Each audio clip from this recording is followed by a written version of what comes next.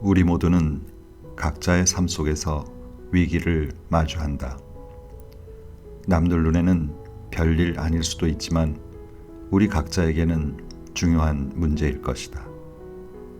부도 직전에 놓인 사업, 험한 말이 오가는 이혼 과정, 앞으로 뭘 해서 먹고 살아야 할지에 관한 결정, 성패 여부가 온전히 우리에게 달린 순간, 이 같은 모든 상황이 우리의 정신에 의존한다.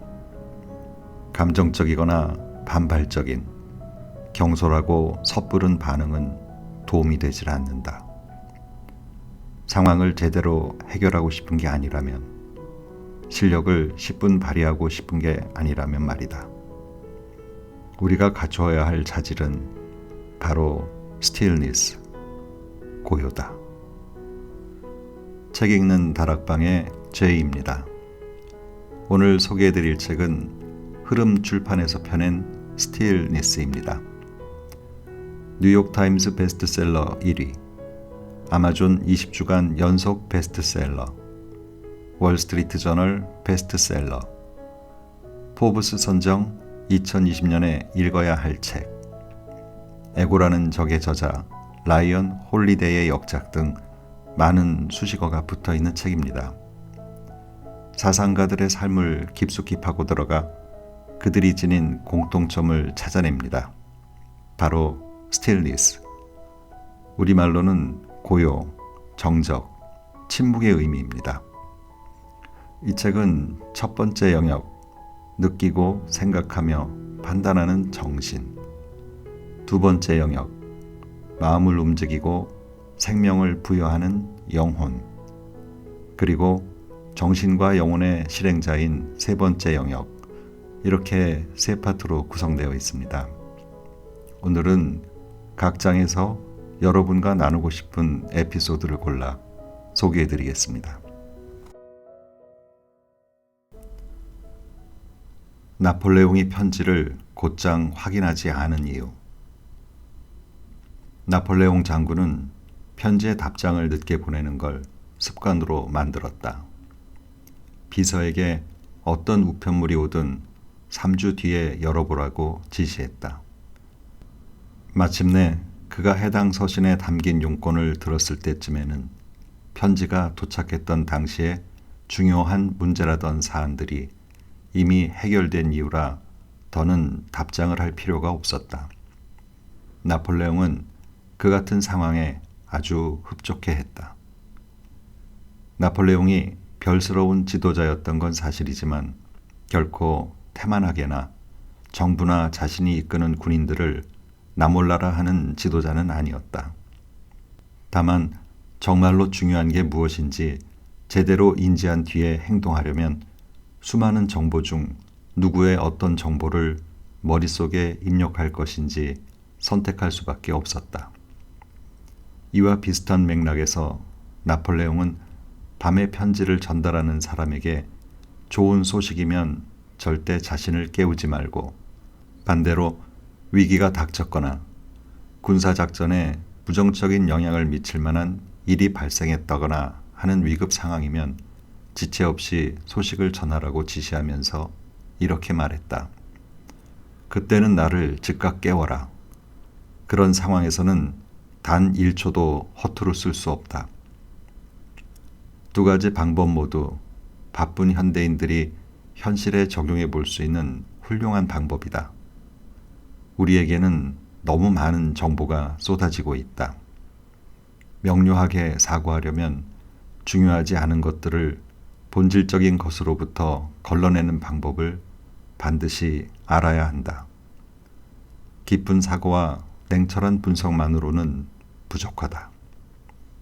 지도자라면 이를 실행할 수 있는 시간과 여유를 만들어야 한다. 물론 현대에서 이를 실천하기란 쉽지 않다.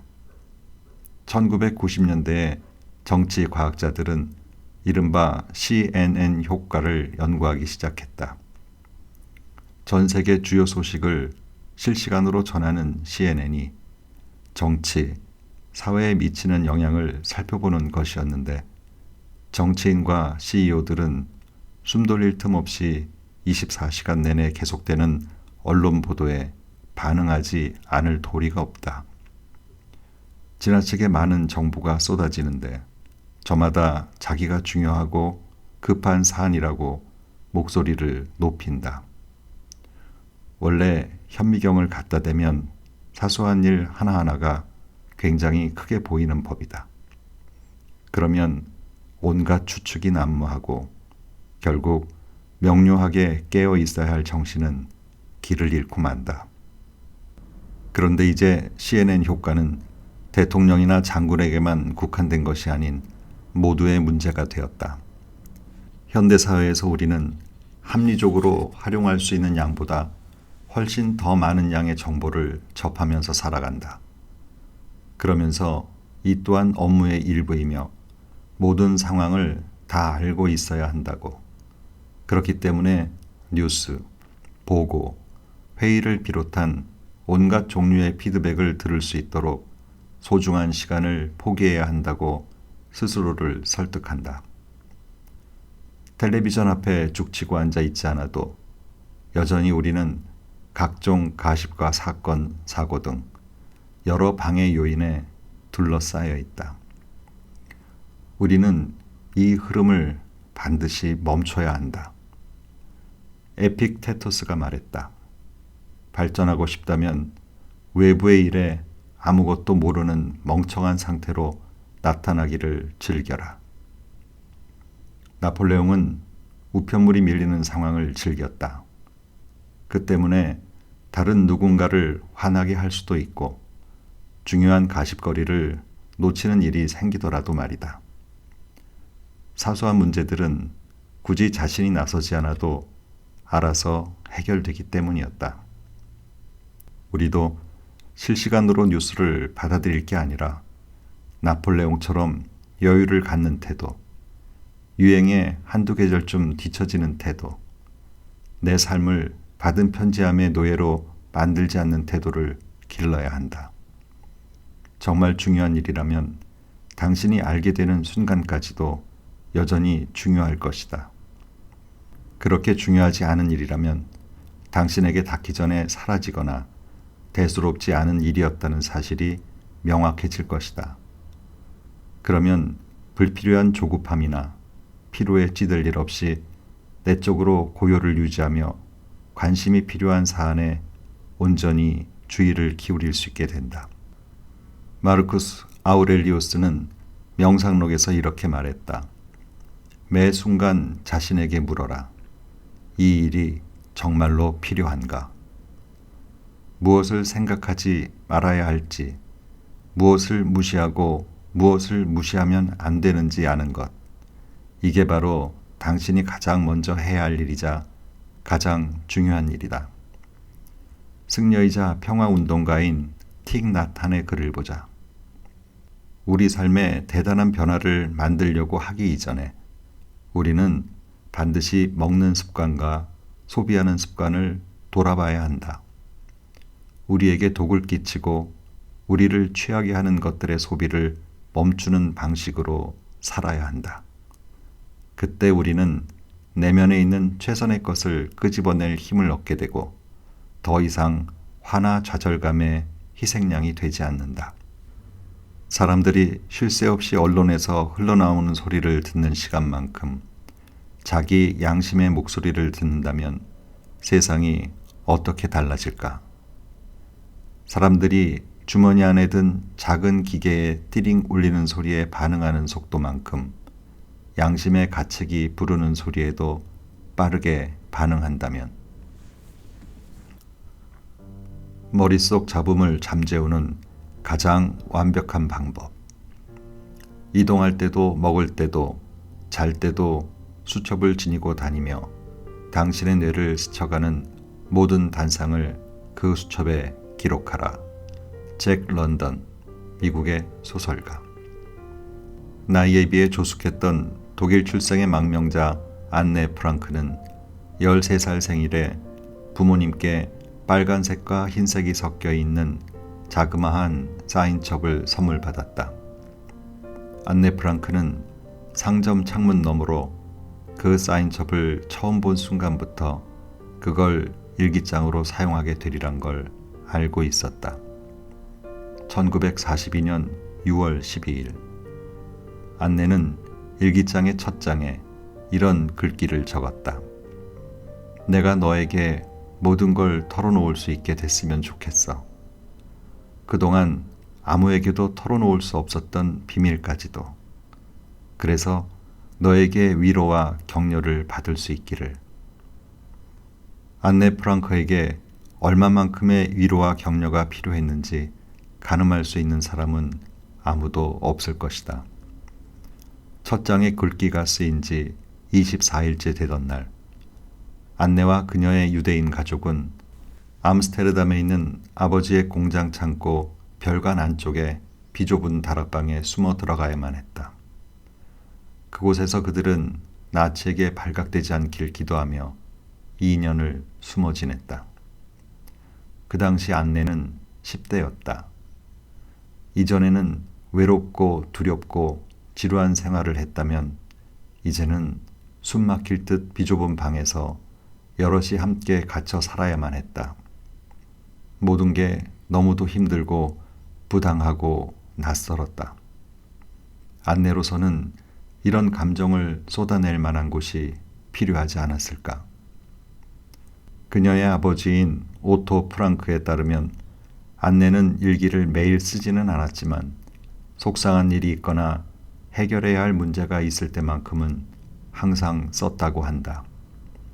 또 무엇 때문이든 혼란을 느끼거나 호기심이 생길 때에도 일기를 썼다. 안내는 보잘것없는 환경을 나눠 쓰고 있는 다른 사람들이나 식구들에게 자기 마음속의 고뇌를 털어놓지 않기 위해 일종의 치유의 형식으로 일기를 썼던 것이다. 일기 속 여러 글 중에서도 특히 통찰력 넘치는 명문으로 꼽히는 문장이 있다. 사람들의 인내심보다 종이의 인내심이 더 큰 것 같다.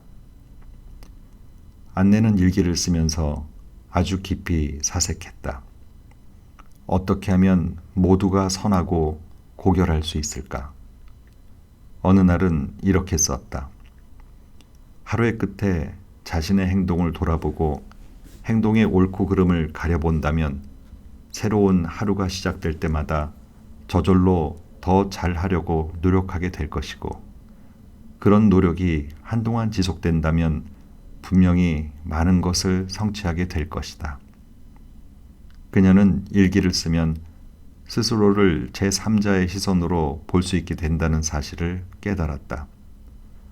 호르몬 때문에 대개 이기적으로 변하는 10대 시절에도 틈틈이 자신의 일기를 읽어보면서 더 나은 생각을 하려고 노력했다. 심지어 문 밖에 죽음이 도사리고 있는 순간에도 안내는 더 나은 사람이 되려고 애썼다. 일기를 아침에 쓴 사람들도 있고 또 가끔씩 쓴 사람들도 있다. 물론 레오나르도 다빈치처럼 일기장을 항시 지니고 다닌 사람들도 있다. 존 F 케네디는 제2차 세계대전 참전 전에는 어딜 가든 늘 일기장을 가지고 다녔고 대통령이 된 이후에는 일기를 쓰기보다 생각을 정리하고 이를 기록해두기 위한 목적으로 백악관 메모지에 습관적으로 메모를 했다. 일기를 쓴다는 건 어려운 질문을 던지는 일이기도 하다. 내가 지금 어디쯤에 서 있는가?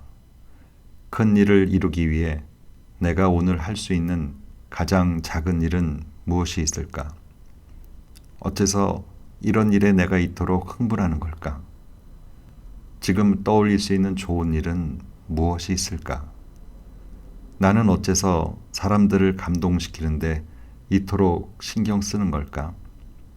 내가 지금 회피하고 있는 어려운 일이 있는가? 내가 두려움을 지배하고 있는가? 아니면 두려움이 나를 지배하고 있는가? 오늘 겪은 어려움이 어떤 식으로 내 성격을 드러낼 것인가? 정말 그렇다. 일기 쓰기는 머릿속이나 마음속에 응어리를 쌓아두는 대신 종이 위에 쏟아붓는 일이다. 꼬리를 무는 잡생각을 내버려 두거나 섣부른 추측을 의심 없이 받아들이는 대신 종이에 적어 내려가며 스스로 검증하게끔 만드는 일이기도 하다. 일기를 쓰면서 머릿속에만 있던 생각을 종이에 적어보면 자신의 상황을 한 발자국 떨어져서 볼 수 있게 된다. 그러면 불안과 두려움, 좌절감이 마음에 넘칠 때 흔히 잃게 되는 객관성을 유지할 수 있다. 오랫동안 쓰지 않았던 일기를 다시 꺼내 쓰기 시작한다. 어쩌면 긴 시간 내 걱정거리였던 신경증을 가라앉히는데 도움이 될지도 모르겠다. 이런 것이 바로 일기다. 언젠가 작가 줄리아 캐머런이 말한 것처럼 일기 쓰기란 머릿속을 닦아내는 와이퍼와 같다. 고요를 필요로 하는 동시에 고요를 만들어내는 반성의 시간이자 세상에서 잠시 떨어져 나오는 작업이다. 영혼의 영역, 타이거 우즈가 파멸할 수밖에 없었던 까닭. 타이거 우즈의 스토리가 21일 연속으로 뉴욕 포스트 표지에 장식하면서 타블로이드판 신문의 악몽이 그를 따라다녔다. 문자 메시지, 포르노 배우, 식당 종업원과의 연문설, 교회 주차장에서 벌인 섹스 행각, 친구의 딸인 21살 여성과의 동침 등 그의 모든 사생활이 대중에게 공개됐다. 섹스 중독으로 재활시설에 입원하고 스폰서를 잃고 아내와 이혼하며 1억 달러의 위자료를 지급한 그의 삶은 산산이 부서지고 말았다. 그리고 그 이후 10년이 넘도록 메이저 대회에서 단 한 번도 우승하지 못했다. 틱 나타는 인간의 본성을 바다에 비유했다. 바다의 표면은 고요하다. 그러나 그 아래에는 거친 해류가 흐르고 있다. 타이거 우즈에게 꼭 들어맞는 말이다. 그는 긴장감이 극도로 치닫는 순간에도 차분히 집중력을 발휘하는 사람의 상징이었고 시속 129마일의 스윙에 제동을 걸 수 있는 절제력을 지닌 사람이었으며 가장 고요한 스포츠의 챔피언이었다. 그런 남자가 실은 잔잔해 보이는 겉모습 뒤로 걷잡을 수 없이 일렁이는 경랑에 휘둘리고 있었던 것이다. 노련한 선장이라면 누구라도 똑같이 이야기하겠지만 바닷물의 표면이 어떤지는 중요하지 않다. 우리의 목숨을 앗아갈 수도 있는 문제는 그 밑에서 무슨 일이 벌어지고 있느냐이다. 타이거 우즈는 상상하기조차 힘든 압박감을 이겨내고 경쟁 상대를 제압해냈고 골퍼의 앞길에 놓인 셀 수 없이 많은 장애물들도 굴하지 않고 이겨냈다. 다만 한 가지, 자기 자신 안에 살고 있는 악마만은 그렇게 상대하지 못했다. 타이거 우즈를 파멸시킬 씨앗은 일찌감치 그의 내면에 뿌려져 있었다. 그의 아버지 얼 우즈는 복잡한 사람이었다. 궁핍한 환경에서 태어나 미국에서 가장 극심한 인종차별과 분리정책이 횡행했던 시절을 살아냈고 가까스로 대학에 입학한 뒤 군에 입대한 다음에는 미 육군 특수부대인 그린 베레의 일원으로서 베트남전에 참전하기도 했다. 그러나 그가 이뤄낸 이 같은 성취의 표면 아래에는 자기도취, 자기 본위, 부정, 탐욕과 같은 경랑이 흐르고 있었다. 간단한 예로 얼 우즈는 두 번째로 베트남에 다녀왔을 때 새로운 아내를 데려왔는데 이에 대해서 이미 함께하고 있던 아내와 새 아이들에게 굳이 말할 생각조차 하지 않았다. 두 번째 아내가 타이거 우즈를 낳았을 때 43이던 얼 우즈는 또다시 아버지가 된다는 사실에 별다른 감흥이 없었다. 타이거 우즈가 1살이었을 때 그는 자신이 차고에서 골프 연습을 하는 동안 아들을 유아용 의자에 앉히고 끈으로 칭칭 감아놓았다. 그것이 그가 한 육아의 전부였다. 훗날 타이거 우즈가 게임의 비정상적이라고 할 만큼 집착을 갖게 된 것도 보통의 아이들처럼 직접 공을 갖고 놀지 못한 채 아버지가 연습하는 모습만 보고 자란 환경 탓이 컸다. 그의 집안에서 회자되는 이야기에 따르면 9개월 된 타이거 우즈가 유아용 의자에서 미끄러져 내려와 골프채를 집어들고 골프공을 쳤다고 한다. 그 모습이 귀엽게 보일 수도 있겠지만 완전히 비정상적인 이야기다. 어쨌든 부모의 헌신적인 뒷바라지 덕분에 타이거 우즈가 대단한 골프 선수가 될 수 있었다는 사실은 의심할 여지가 없다. 차고에서 아버지가 공을 치는 모습을 수천 시간 지켜봐온 그의 마음속에는 골프 스윙의 역학이 깊이 자리 잡았을 것이고, 거기에 더해 집 근처의 군 골프장에서 얼 우즈가 할인받은 덕분에 그곳에서 골프를 치며 보냈던 수천 시간도 큰 도움이 됐을 것이다. 타이거 우즈의 부모는 대회가 있을 때마다 아들을 골프장에 데려다 줬고 최고의 코치를 고용하는 등 아들을 위해 물심양면으로 지원을 아끼지 않았다. 다만 거기서 끝이 아니었다.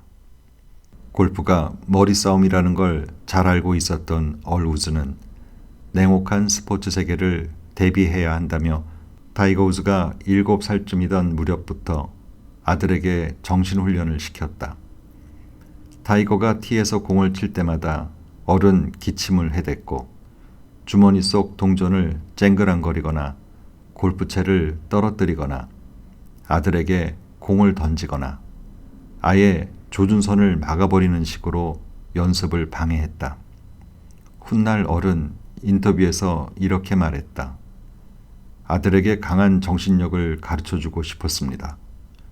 제 사소한 행동에조차 방해를 받는 정도라면 결코 경기의 중압감을 견뎌낼 수 없을 테니까요. 그러나 타이거가 커갈수록 훈련은 점점 더 가혹해졌다. 그것은 마치 전쟁포로 신문 기술이나 심리적 위협을 가르치는 신병훈련소에서의 훈련 같았는데 문명인이라면 서로 가해서는 안 되는 일이었다. 훗날 타이거는 그때를 이렇게 회고했다. 아버지는 저를 끊임없이 깔아뭉갰습니다. 제가 한계에 이를 때까지 몰아붙인 다음에야 물러났습니다. 거칠었죠. 스포츠를 하는 아들을 조롱하고 연습에 집중하려는 아들에게 망할 자식이라고 다그치는 훈련이 그 아들에게는 그저 거친 것이었다니. 아버지라는 사람이 일부러 아들의 화를 도두겠다며 꺼져 또는 껌둥이 꼬맹이로 사니까 어떠냐 라는 말을 서슴없이 내뱉는 모습을 상상해보라. 아이는 얼마나 상처를 받겠는가. 얼 우즈는 아들에게 겸손히 경기에 임하는 태도를 가르치겠다며 아들과 함께 골프를 치는 중에 반칙을 일삼기도 했다. 훗날 타이거는 이 모든 행동이 자신을 필드 위에 냉혈한 자객으로 만들려는 아버지의 철저히 계획된 훈련이었노라고 말했다. 타이거의 어머니 역시 아들에게 무시무시한 교훈을 주었다. 네가 부모로서의 내 평판을 망치는 일은 절대 없을 게다. 내가 널 때려잡을 테니까. 신체적 폭력을 가하겠다는 위협과 그 위협으로 막으려 했던 게 무엇인지 들여다보라. 잘못을 저지르지 말라는 게 아니라 어머니인 자신을 창피하게 만들지 말라는 것이다. 얼 우즈가 아들에게 준 교훈은 바로 이것이다. 겉으로 보이는 게 전부다. 이길 수만 있다면 물불을 가리지 마라. 그저 걸리지만 마라. 재능이 덜하고 성실하기만 한 선수가 이러한 학대를 당했더라면 더는 선수 생활을 하지 못하고 무너졌을 것이다. 그러나 타이거 우즈는 재능을 타고났을 뿐만 아니라 정말로 골프를 사랑했고 또 연습하는 노력까지도 사랑했다. 그 덕분에 이런 환경에서도 실력은 점점 더 발전할 수 있었다. 타이거 우즈는 프로 진출 후 15년 동안 모든 스포츠를 통틀어 가장 큰 힘을 지닌 운동선수로 군림했다. 그는 이길 수 있는 모든 경기에서 우승을 거머쥐었다.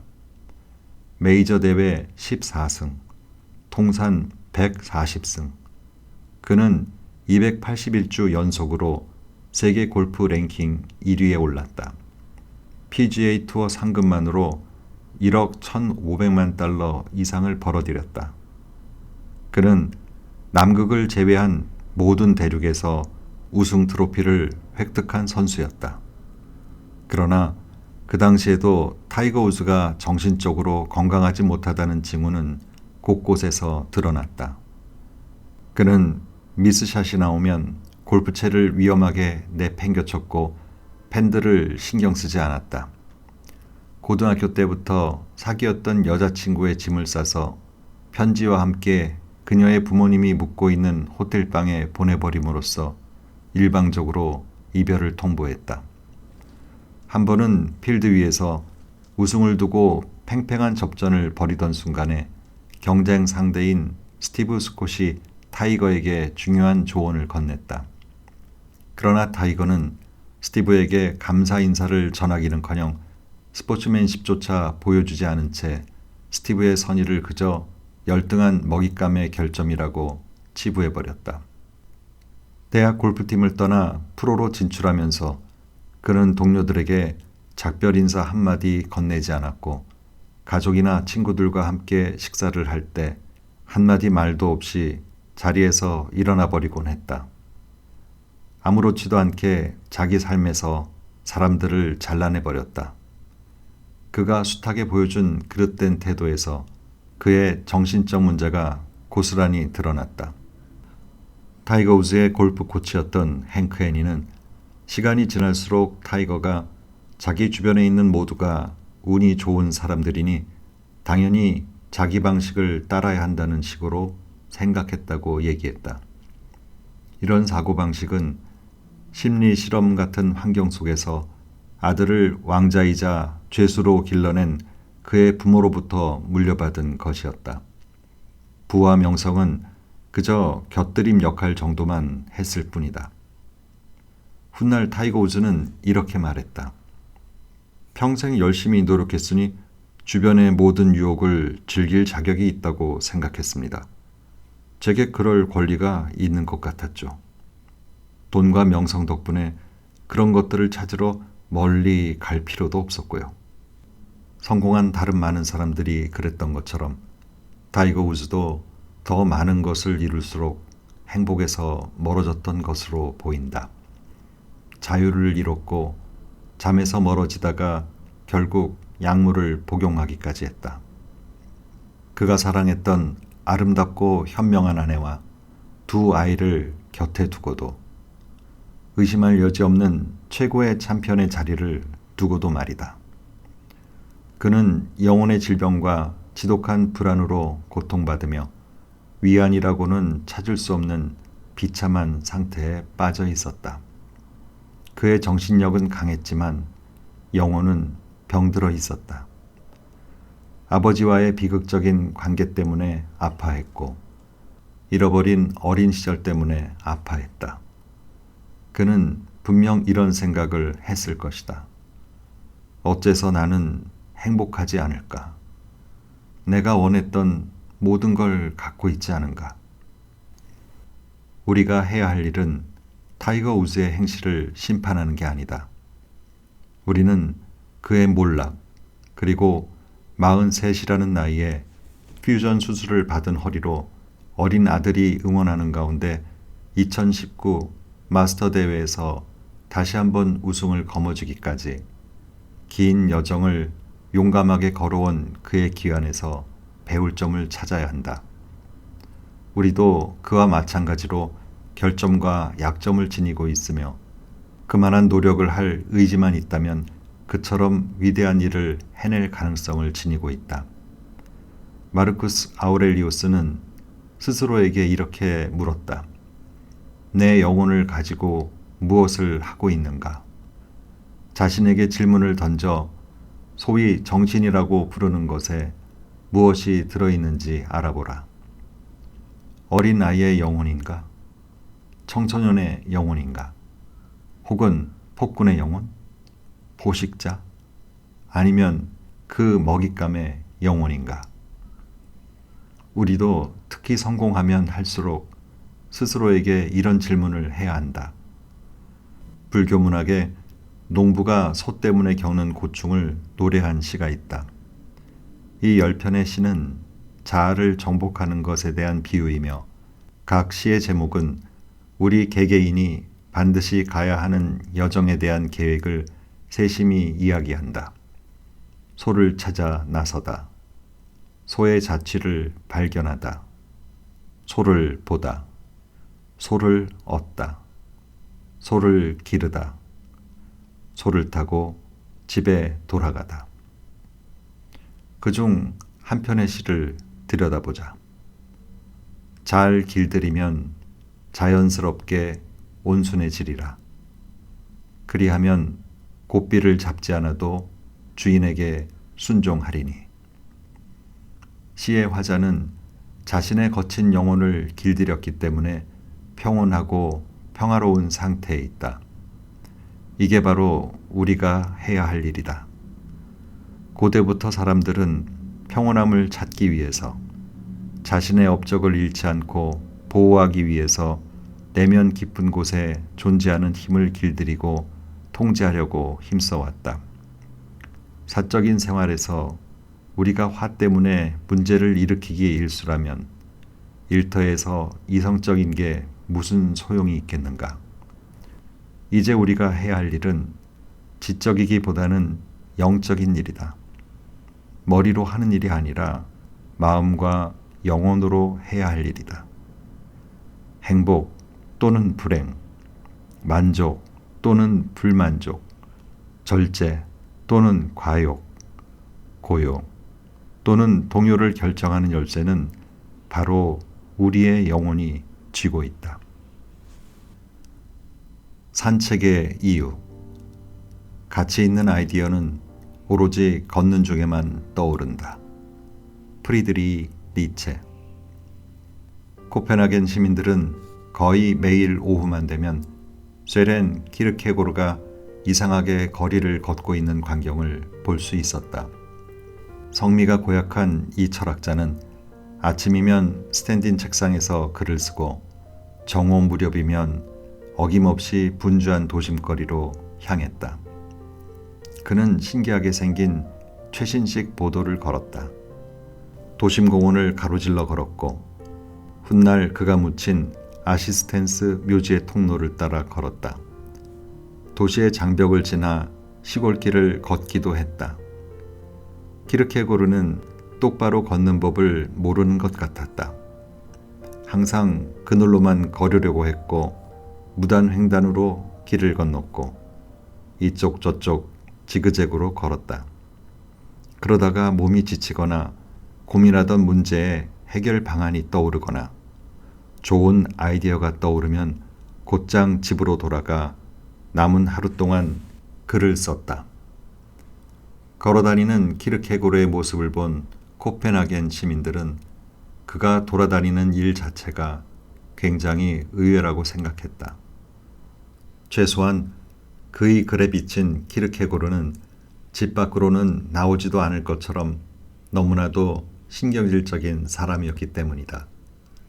사람들 생각이 틀린 것도 아니었다. 그러나 키르케고르에게 걷기란 철학적 탐구를 하면서 받는 스트레스와 좌절감을 해소하는 방법이었다.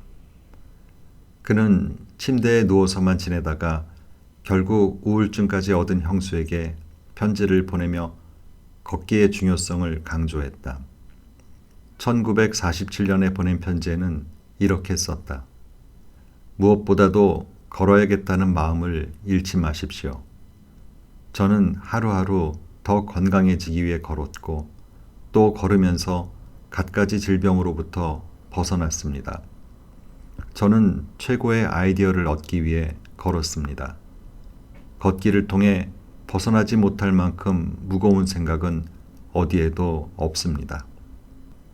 그는 인생은 길이니 우리는 반드시 걸어야 한다라고 즐겨 말했다.